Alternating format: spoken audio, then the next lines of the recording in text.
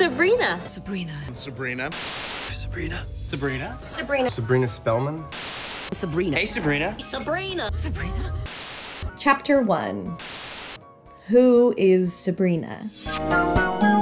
Before Sabrina, there was Archie, and before Archie, there was MLJ Magazines, founded in 1939. The comic book publisher was intended to compete with other superhero comic publishers of the time, but the brand didn't really find success until they created Archie. Archie and his friends Betty, Veronica, and Jughead appealed to the everyman. He's just a normal guy, a normal teenager going about his day-to-day life. He isn't punching bad guys, he's going to high school and getting malts with his friends after school. Thanks to the success of Archie, MLJ rebranded to Archie Comics in 1946, and Archie kept his reputation as a squeaky clean all-American boy. It's exactly that modest storytelling that kept Archie as a bestseller, but the brand still had to diversify in order to make money, and so, in 1959 they started publishing Archie's Madhouse, which was intended to be a direct competition for Mad Magazine. Mad Magazine was funny, edgy, zany, and Archibald Andrews was none of those things. So in order for the comic to succeed, it focused on one-off short stories of people who were not Archie and his gang. In issue 22, George Gladier and Dan DeCarlo struck gold when they created the character Sabrina the Teenage Witch. 2 issues after her introduction, Sabrina is officially introduced as a regular member of our gang, and she becomes a staple of the Madhouse series. These early Sabrina comics are just plain fun because she exists outside of the archetypes that we had come to know within Archie. Ronnie is rich, Jughead likes food, and Reggie is obsessed with himself. Sabrina's identity subverts that of a usual Archie character.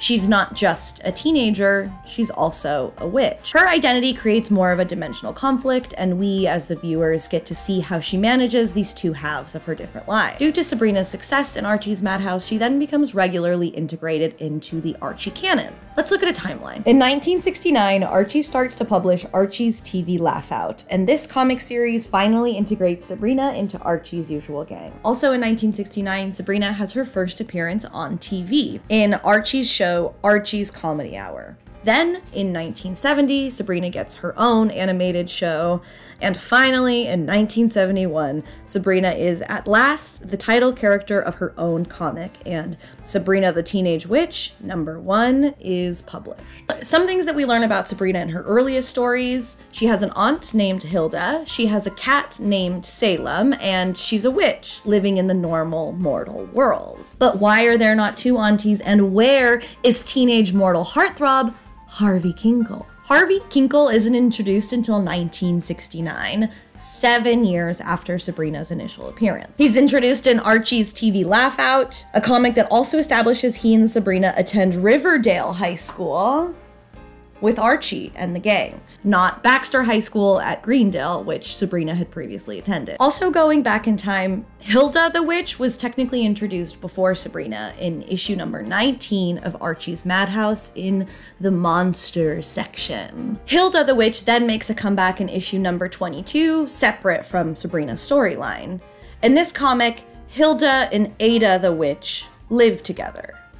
Interesting. Hilda's girlfriend Ada never makes a comeback, but once Zelda is introduced, Hilda and Zelda are pretty much always together. And at this point in Sabrina's canon, her aunties did not adopt her because her parents are gone or dead for some reason. Sabrina doesn't have parents. She was magically created by Hilda and Zelda. The opening tagline for the 1970s TV series was, "Once upon a time, there were 3 witches who lived in the little town of Riverdale.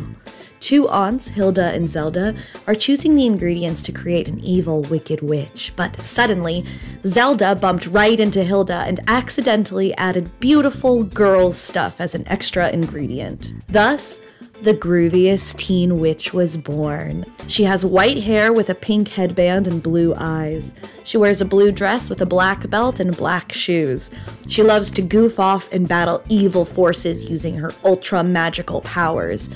It so happens that she is the first bewitching American superhero, Sabrina. I I have found this tagline everywhere on the internet, but I've never actually heard it said anywhere, which makes me think that this was actually the pitch for the television series. If anyone has more information than me, please let me know. Hilda and Zelda are just two gals, just two pals, just two sisters who love each other very much and love the life that they live together and really wanted a child, but they're two girls and so they had to acquire one under non-traditional circumstances. They're sisters. Anyways, Sabrina's appearance on television is huge because she had a Saturday morning TV spot. Kind of out of nowhere, Sabrina had become popular culture. And I would guess her quick rise to stardom was to compete with other witch media at the time. Bewitched was a live-action sitcom filmed from 1964 to 1972 that followed the life of Samantha, a witch who marries a regular mortal guy named Darren. Samantha's family disapproves of the marriage, and what follows are 8 seasons of magical hijinks. The series was nominated for many Emmys during its run, and colloquially, I can say that previous fans of the show still hold a very special place for it in their heart. But on top of Bewitched, there was also I Dream of Jeannie. I Dream of Jeannie was another live-action sitcom that followed a magical blonde-haired girl. Sure, Jeannie wasn't a witch, she was a culturally insensitive genie who emerged from a bottle, but the magical hijinks still ensued. Sabrina's quick boost into the mainstream in the 1970s was no doubt to capture the same success held by Bewitched and Genie, but instead transfer that success to a younger audience. And the success of this worked okay. Sabrina's animated series ran until 1974, and her comics continued to be published until 1983. This first major comic run establishes that Sabrina definitely lives with her aunties, but sometimes she also lives with her Uncle Ambrose, so there's less homosexual allegations thrown at Hilda and Zelda. I'm also Miss Spellman. We're Sabrina's aunts. Sisters, not an alternative couple. Sabrina is always seen with her cat, who is always named Salem, except sometimes Salem is a ginger kitty, not a black cat or a tuxedo cat, and sometimes Salem is a girl. Sabrina is typically dating Harvey Kinkle, but they've never really been exclusive, and most of her storylines follow her using her magic to get her friends out of tough situations or to create fun magical hijinks. Sabrina herself is a sassy teenage witch who uses her magic to help her friends, even if her aunties would rather she used her powers for evil. These comics of the 70s and 80s are fun to read, especially to watch Sabrina rock all of the latest fashions, but the more that Sabrina gets integrated into the main Archie canon, the more sanitized she becomes. She's a little less sassy, a little less evil, and a little more boring as a result. Her usual appearances in Archie mostly come to an end in 1985, when they published the last edition of Archie's TV Laugh Out. And then Chapter 2, Sabrina the Teenage Sitcom. Sabrina's first live-action appearance wasn't actually in her sitcom. It was in a television movie titled Sabrina the Teenage Witch. Premiering in 1996, the film follows Sabrina just after her 16th birthday when she discovers that she's a witch. Sabrina is played by Melissa Joan Hart, and her main love interest is played by Ryan Reynolds. What is important that we take away from it, first and foremost, is that this movie is not a prequel to the sitcom. Yes, Sabrina is played by the same actor, but the aunties are played by these two. I don't know about you, but I think that they're looking a little... Salem is here and he talks, but he's British? Go ahead, cast a spell. You know you want to. And Sabrina does eventually end up with Harvey Kinkle, but he's played by this actor. Sabrina's full name is Sabrina Sawyer, not Sabrina Spellman, and she lives in Riverdale, not Greendale. This film is perfect. This film is amazing. I need to move on from talking about it because Satan knows I love to go on a tangent. Instead, let's talk about the sitcom. The first episode of Sabrina the Teenage Witch aired in 1996, which is the same year that the movie premiered, and if you think that that's confusing, it is. The first episode of Sabrina the Teenage Witch aired in 1996 on ABC, and as season 1 of this show progresses, it introduces some changes to Sabrina's usual canon. Since Sabrina's inception, Hilda is her responsible auntie and Zelda is her more easygoing, carefree auntie. But in the sitcom, they switch. Zelda is by far and away the more intelligent of the two sisters, except Zelda doesn't have green hair anymore. This might seem minor, but it's the first major moment where the sitcom decides to fully disregard the canon of the Sabrina comics. She doesn't live in Riverdale or Greendale. She lives in Westbridge, Massachusetts. She doesn't learn she's a witch until her 16th birthday. Here, Sabrina definitely has two parents, and the two of them are definitely alive. And Sabrina is pointedly a half witch. Her dad is a witch, and her mom is a mortal, making her a half mortal. And I think we can all agree that this is Sabrina's most successful iteration, at least in terms of like general pop culture reach. With this sitcom, Sabrina truly becomes a household name, and I think a lot of that can be attributed to its main actor, Melissa Joan Hart. Probably best known for her role as Sabrina Spellman, Melissa Joan Hart was a child actor long before she ever took on the character of the Teenage Witch. Back in the 90s, she was better known as Clarissa. Clarissa Explains It All ran on Nickelodeon from 1991 to 1994, and Clarissa broke down the fourth wall by explaining how hard it was to be a tween. In the pilot episode of Sabrina, I think Melissa is a young actor really trying to distance herself from her former Clarissa by playing a different type of character. And yet, through season 1, Sabrina and her friends really find their groove. Jenny is Sabrina's best friend. Harvey does a lot of sports, but he isn't very good at them. Libby is the mean rich girl. Hilda is the dumb auntie. Zelda is the smart auntie. Mr. Poole is the burnt out biology teacher. And Salem is, of course, the talking black cat. Oops. Did you just speak? No. It's the dementia setting in. Oh, thank God. The production design of season 1 in particular is something really beautiful to behold. There are little bits of magic everywhere that you look on screen. The witches stand around cauldrons, the linen closet bursts with lightning, mixing bowls mix themselves, and let's not forget about the talking cat. In season 2, the best friend character is now Valerie, and we never speak of Jenny again. This will become a recurring theme throughout the sitcom. Starting in season 2, Mr. Poole is cut from the show, and justice for Mr. Poole, he's one of my favorite characters.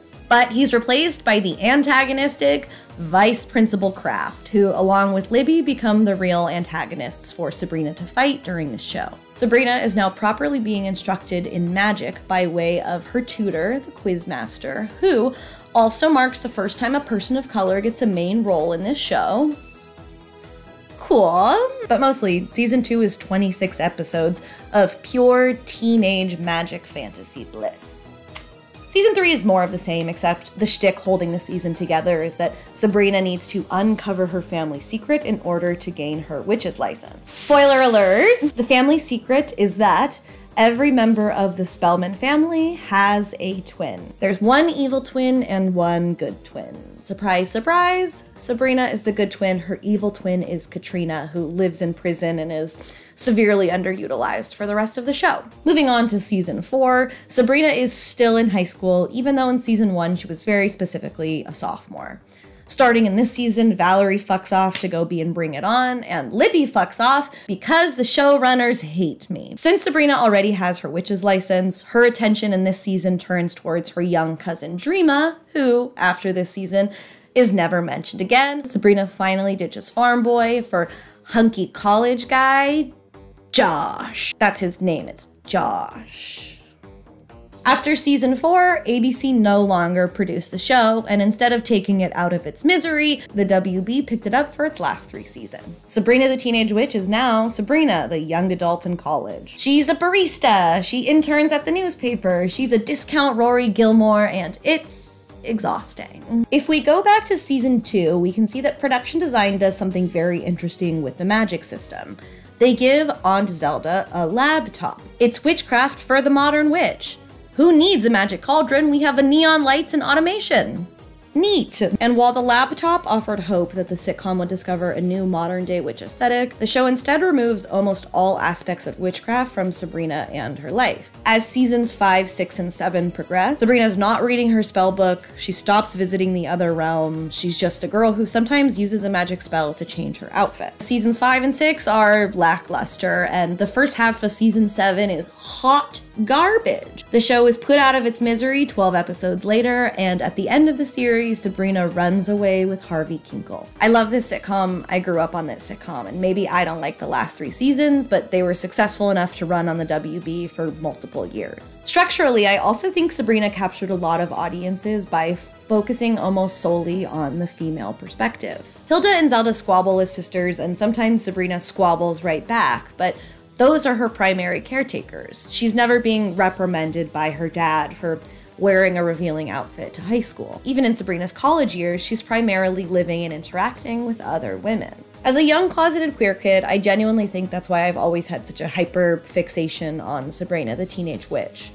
She lives in a world that is not dominated by a man, and in children's media, especially in 90s children's media, that's a really hard thing to come by. The last episode of Sabrina the Teenage Witch aired on April 24th, 2003, but what we've covered is only the beginning.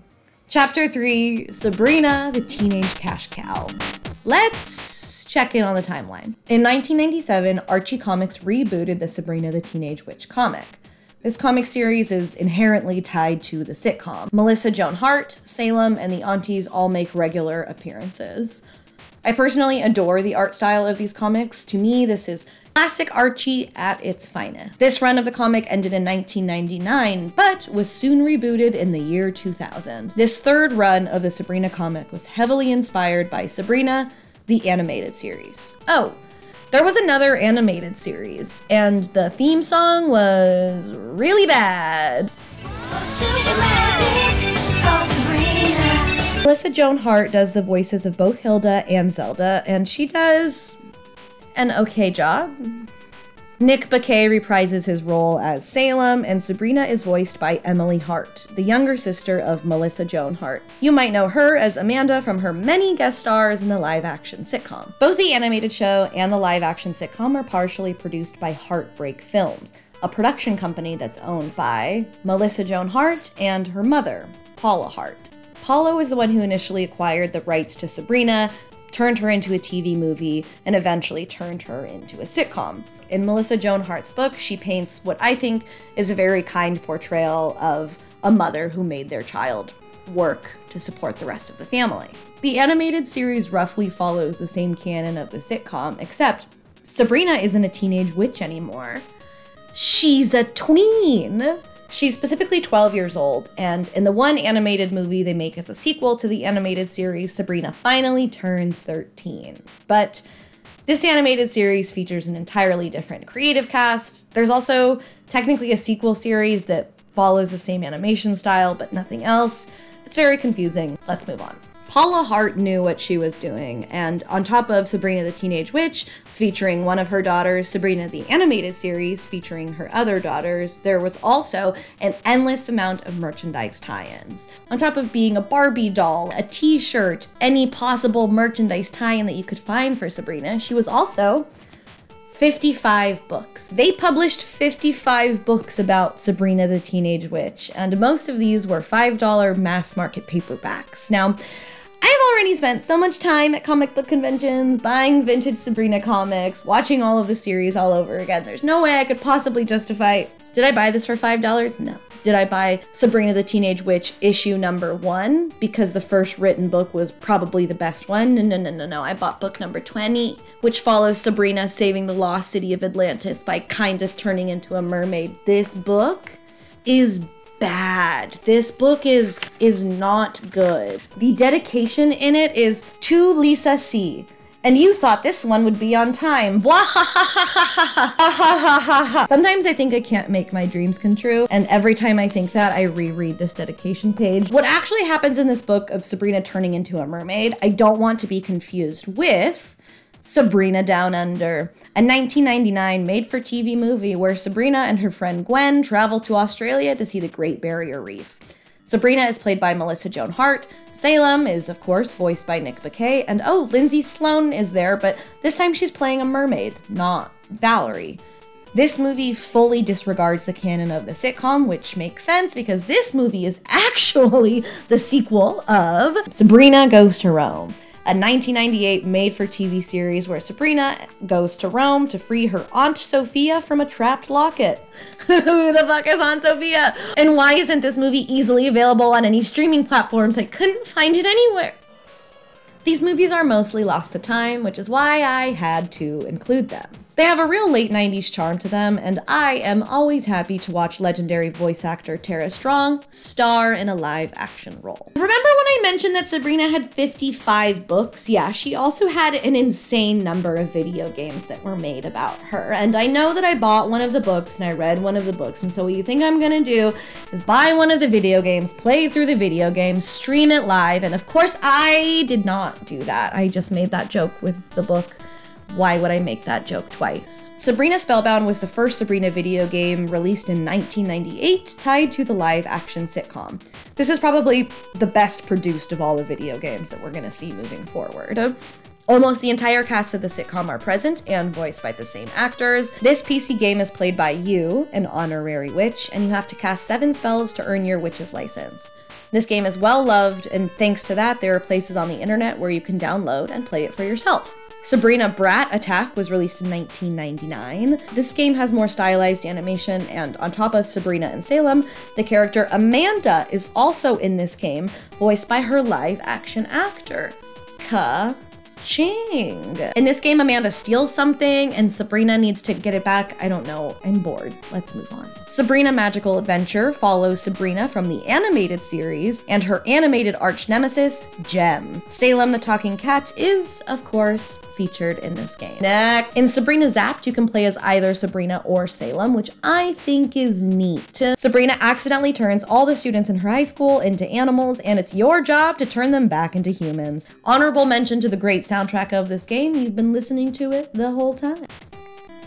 Sabrina the Teenage Witch, A Twitch in Time, was made for PlayStation 1. And this game follows Sabrina and, of course, the talking cat Salem. The game mechanics of this video game are clunky as hell, but basically, Salem released a devil from a clock and they time travel to get all the pieces back. Next! In 2001, Sabrina Spooked was released for the Game Boy Color. This game follows an animated Sabrina who tries to save the world from an evil genie who is named Spooky. And last up is Sabrina Potion Commotion, where Sabrina goes on mini-games throughout town in order to save Aunt Hilda, who has turned into a statue. Visually, this game references many episodes of the sitcom, and for that reason, I find it very charming. But for a game called Potion Commotion, there really isn't a lot of potion making. It isn't the Pottermore Potion Flash game.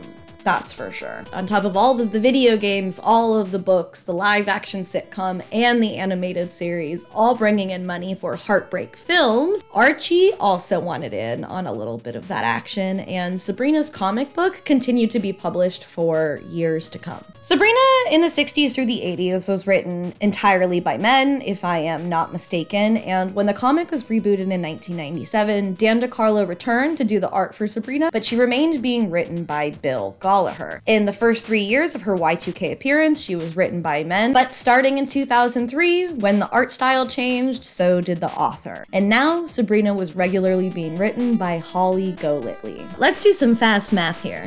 When Holly started writing the show, minus 1961, when Sabrina made her first appearance, it took 42 years for Sabrina to finally be written by a woman. My issue isn't men can't write women, it's men traditionally write a very limited viewpoint of young femininity. Sabrina, the Teenage Witch, rarely gets to indulge in the fantasies of a young girl. Especially in the adaptations of this time, Sabrina meets Harvey and the rest is kind of history. Until in 2004, the main Sabrina comic is overtaken by Tanya Del Rio, who both writes and draws Sabrina for the next 5 years. Actually, almost the entire creative team of this comic stays on for all 5 years, which is basically unheard of. The comic adopts what Del Rio calls an American manga style, and the stories follow Sabrina through circumstances that we've never seen her in before. Del Rio very openly took inspiration from things like Sailor Moon and Peach Girl, and what she wrote were stories that follow Sabrina through melodramatic romance and heroine action adventures. A through line of these comics is Sabrina choosing between teenage mortal heartthrob Harvey or bad boy wizard Shinji, allowing Sabrina to indulge in her relationships with both of these men is really at the heart of these comics. She's a teenager, and she's got a lot of pent-up sexual energy. I love it. No. Her best friend in the series is Landra. Hilda is once again the smart aunt, and she has a seat on the Other Realm Ministry of Magic. Which helps Sabrina unearth some deep-rooted political corruption and save the world with her magical friends. This comic was kind of a risk for Archie, but it's one that paid off incredibly well. Del Rio's run of Sabrina ended in 2009, and Sabrina's comic ended shortly thereafter. But in 2013, Archie compiled all of Del Rio's Sabrina comics and published them in 4 parts, calling them Sabrina the Magic Within. You can see that these books are very well loved, and despite myself, this might be my favorite iteration of Sabrina. All right, let's check in on the timeline. If this series ended in 2013, then that means the next major Sabrina comic was...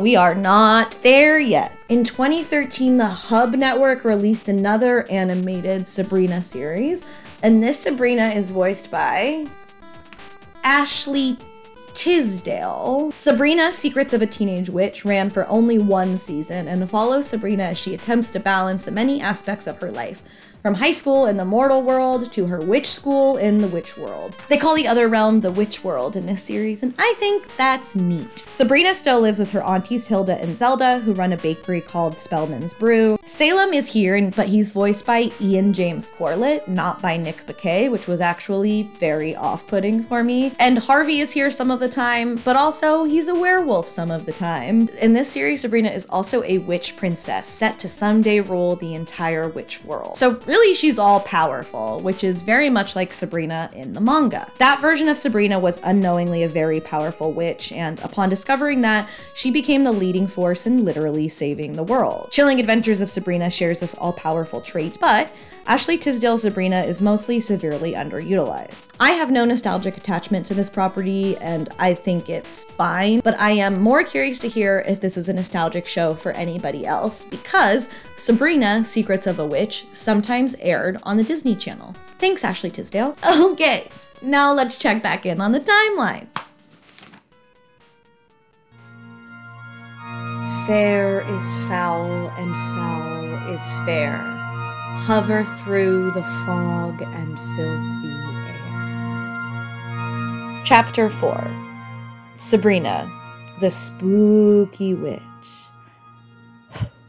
Archie Comics remained to be known for its squeaky clean, all-American image. But in 2001, Archie Comics finally dropped the incredibly restrictive comics code and decided it would be a great time to rebrand. And rebrand they did. In 2013, Archie published its first horror comic, Afterlife with Archie. The series was spread over 10 comics that follow a zombie apocalypse in and outside of Riverdale. Written by Roberto Aguirre Sarcosa and drawn by Francesco Francavilla, the comic was a hit. And the comic reintroduces audiences to Sabrina Spellman, who technically causes the zombie apocalypse in the series. 1 year later, in 2014, Aguirre Sarcosa published the first Chilling Adventures of Sabrina comic, another horror comic, and this Sabrina was met with similar praise. And then the TV adaptations began. By 2018, Roberto Aguirre Sarcosa was the showrunner for Riverdale, which ran on the CW, and the showrunner for The Chilling Adventures of Sabrina, which ran on Netflix. To me, Riverdale is the spiritual sister of The Vampire Diaries, and the CW as a whole needed another spooky, horny teen drama to feed the masses. And feed the masses they did. Series 1 of Riverdale was an overwhelming success, but Aguirre Sarcosa had ambitions that couldn't be met on network television. For example, the CW probably wouldn't let Archie and his gang sit around a pentacle and actively worship Satan, but Netflix would. The Chilling Adventures of Sabrina on Netflix takes a lot of things from the comic of the same name, but I want to make it clear that the TV show is not a continuation or a remake of the comics. It's more an adaptation of the comic books. And with Chaos, I'm just gonna call the Netflix show Chaos because they obviously fucking want me to. With Chaos, Sabrina's canon makes notable changes. Spoiler alert, Harvey doesn't end up with Sabrina. The aunties are definitely not lesbian for each other. Sabrina is constantly doing the bidding of an evil devil-like figure. Who the hell is this guy Ambrose? And there's a cat, but he doesn't even talk?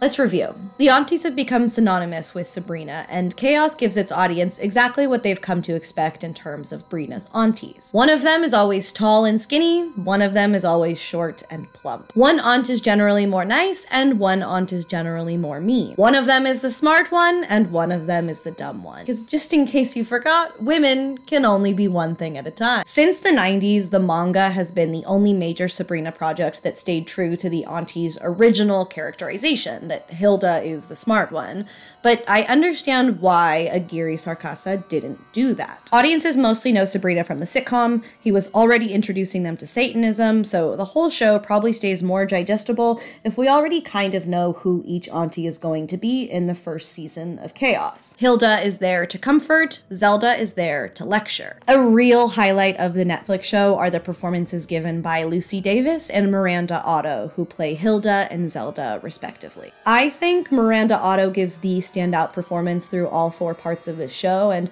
I'm not convinced it would have been as successful as it was without her star power.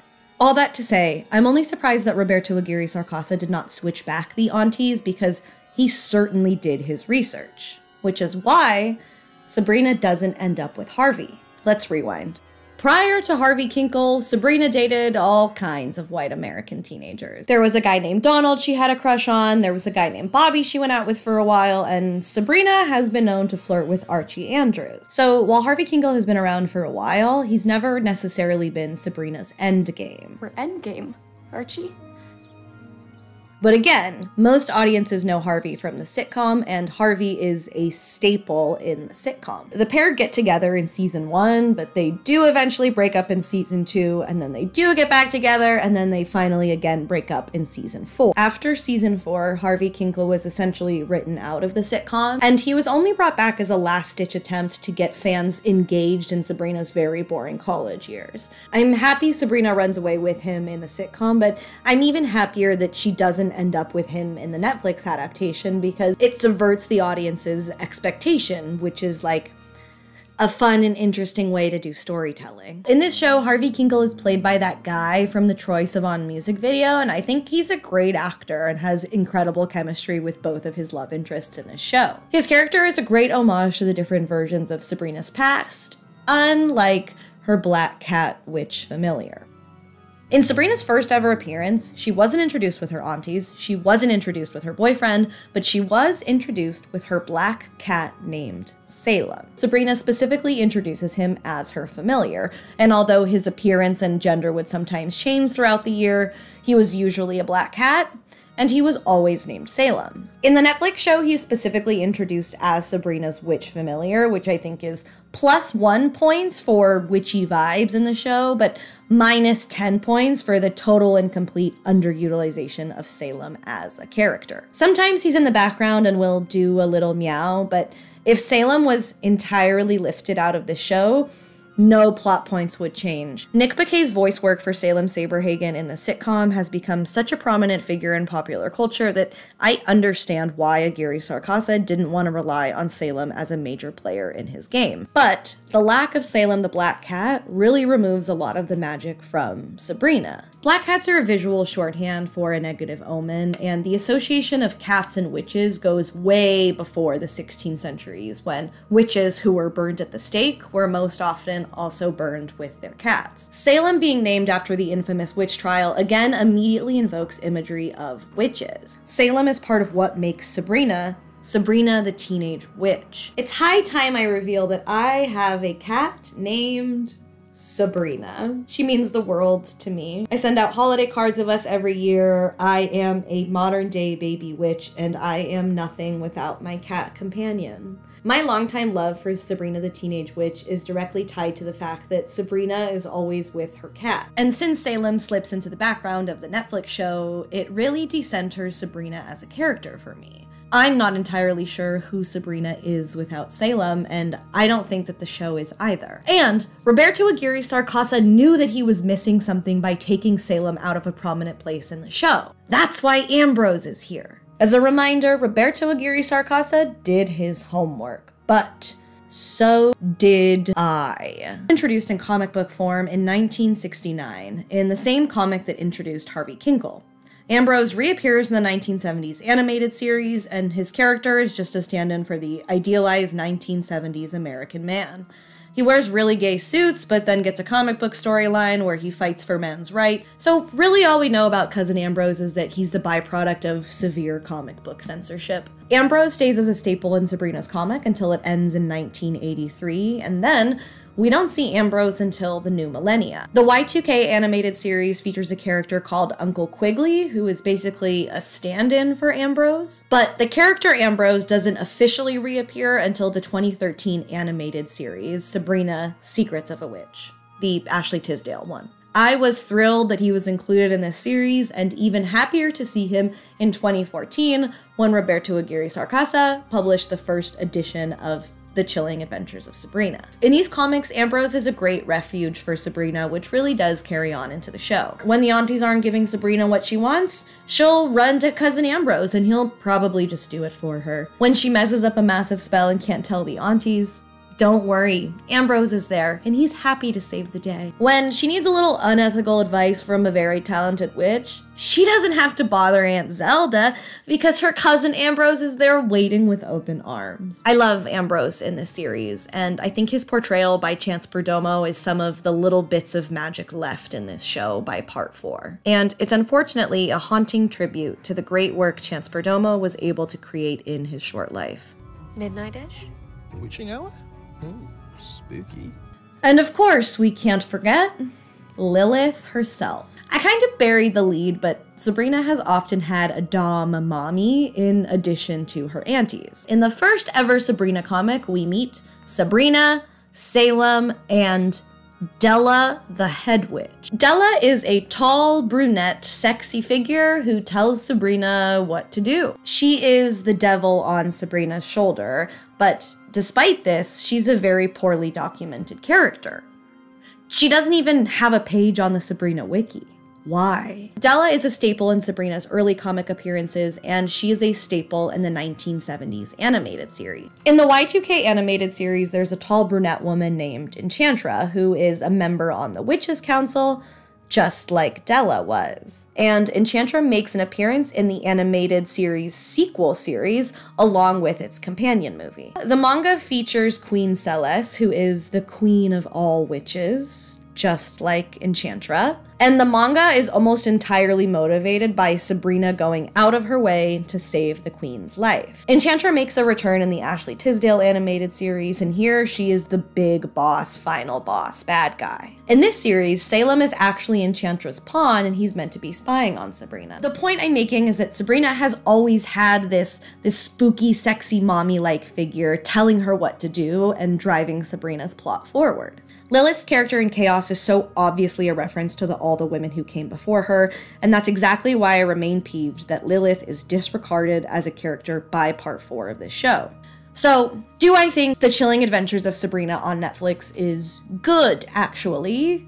No. But I don't think the show is bad because Sabrina is a teenager and she's a girl, and by part 3 of the show, she's regularly singing songs. Roberto Aguirre Sacasa has an MFA from the Yale School of Drama. He is a top-tier theater kid, and the kids in Riverdale have been singing since season 1. The direction that Chaos went in was maybe surprising, but not really. I don't think the show is bad because she's a Satanist, but I do think that the church systems of this show are a very lazy critique of Catholicism. It's a very unholy night to you all.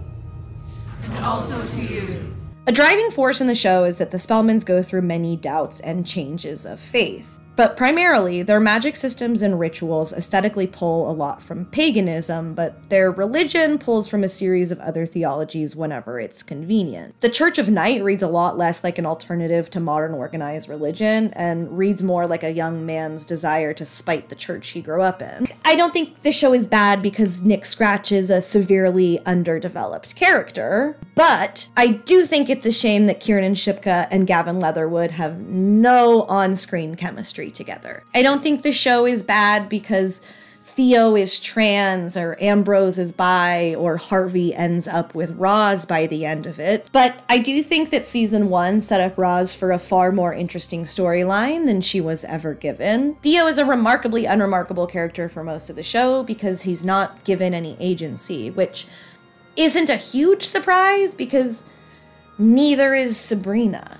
Sabrina Spellman is the star of her own show, but fails to be a compelling protagonist because there are no consequences to her actions. She'll make a huge mistake, like turn Harvey's brother into a zombie, or split herself in two so she can be both the queen of hell and a normal high schooler. But no matter what she does, she's never truly punished for her actions. Spoiler alert!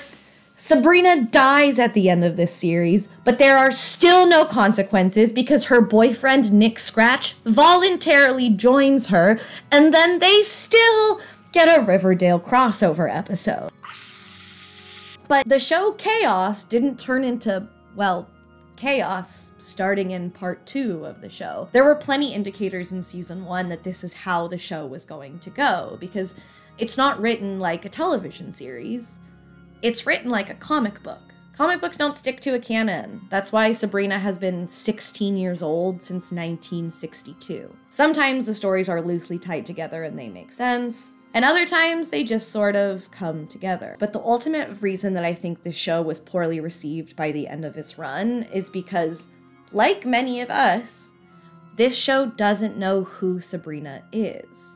So what do we know? Sabrina is blonde. Sabrina is a witch. Sabrina has a mortal boyfriend. She has a cat who talks. She has 2 aunties. She's an orphan. She lives in Riverdale. Sabrina has a warlock boyfriend. She has 1 auntie. She has a dad. She lives in Westbridge. She has an uncle. She lives in Greendale. She is a beloved character in popular culture. And she is a comic book character. She is ever evolving, ever adjusting, ever captivating young audiences. But most importantly, I have to be a witch, I have to be immortal, I have to be a teenager, and I have to be a girl, all at the same time. Sabrina is a girl's girl. Sabrina lives in a world where it's hard to be a girl, maybe even harder than it is to be a witch. She exists in a reality that is centered around women and created for women. Sabrina the Teenage Witch is overwhelmingly a character that is meant to appeal to young girls. I think Sabrina shines her brightest when she's written by her audience for her audience, and she's at her most lackluster when she's written for a general population. And that's it. Who is Sabrina Spellman? She's a girl. She's anyone you want her to be. And I love her so much. Thank you so much for taking the time to watch this video. If you are Roberto Aguirre Sarcasa, please hire me to write for you. If you are anyone but Roberto Aguirre Sarcasa, please hit that like button like it's Nicholas Scratch jumping into a river. Harvey Kinkle isn't introduced until 1969.